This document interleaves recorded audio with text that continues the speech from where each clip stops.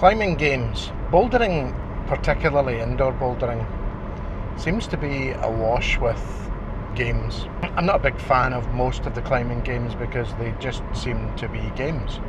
However, there are a few games which are more like drills, and in this series I want to look at some of these climbing games, find out what they're connected to in terms of drills, really try and understand the benefits to your climbing of doing them. I'm on my way to TCA, the prop store, the centre I typically go to in Glasgow, and I wanted to look at one of the games that I'm not really aware of other people doing. I don't know where I got it from, I don't think I created it. I call it 2 move purples, so I want to look at that and talk about what the benefits are. So without further ado, let's do this.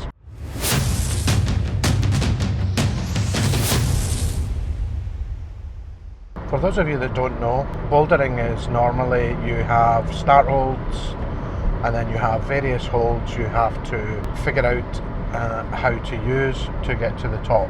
2 move purples, as I call it, and I'll explain why it's purples, is basically start on the hold as normal and you're only allowed 2 moves. So the first move needs to take you at least half the way up the climb, maybe even further, and then your other hand will still be on the start hold, and then you can do whatever you want with your feet, and then the next move needs to be moving your other hand up to the top hold. The match doesn't count as one of the moves. It's a fun game. I typically do it as either a warm-up or to wind up the session, or sometimes as I did the other day there, when the climbing psych is just not there. But it's not just for fun.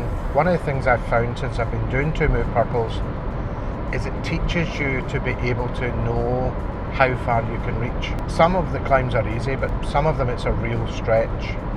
And the way I do it, because I'm not that strong, not that flexible, is I'm always thinking the first move has to be as far as I can possibly make it.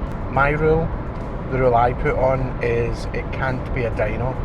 It can be a dynamic move, but one of your feet has to stay on a hold. And what you're basically learning is what your dead point is. Now, my understanding of what dead point is, it's that point at which you start going back down. If you imagine your hand is going up as you stand up, in a dynamic move it's going up with some kind of momentum. It will reach the top, it will reach a peak, and then slow down and start to come down. And that peak is the furthest you can reach, and that's your dead point. So what you're looking for in understanding dead point is, can I reach that hold within my dead point? Because obviously beyond your dead point you're either not going to reach or you're going to have to jump. So for me, since I've been doing 2 move purples, it really helps me understand when I get on a climb. Sometimes when I'm looking at a climb, but more often when I'm on a climb, I look up and I'm better at judging whether I'll be able to reach a far move or not. So let's see some examples. So here in this simple example, I step up and it's not much of a stretch. But what you see is then the second move is harder than I'd like it. In the second attempt, I reach a lot further, but then because of my body position, I can't find a way to get my feet up in order to get the second move. So what I have to do is try a different approach, going from the right leg, which not only makes the reach easier, it allows me to stand up and get to the top. This next climb, I really have to throw myself up, as you can hear by the grunt. Thanks Kate for the comments. By the way, the reason I call it 2 move purples is because in my climbing gym, purple is the lowest grade. Basically, it's about doing this on pretty much the lowest grade. But here we see an example of one of the benefits of knowing your dead point. This is a really sketchy climb that I was very scared of, and I was confident I could just reach up and touch the top hold, which I did.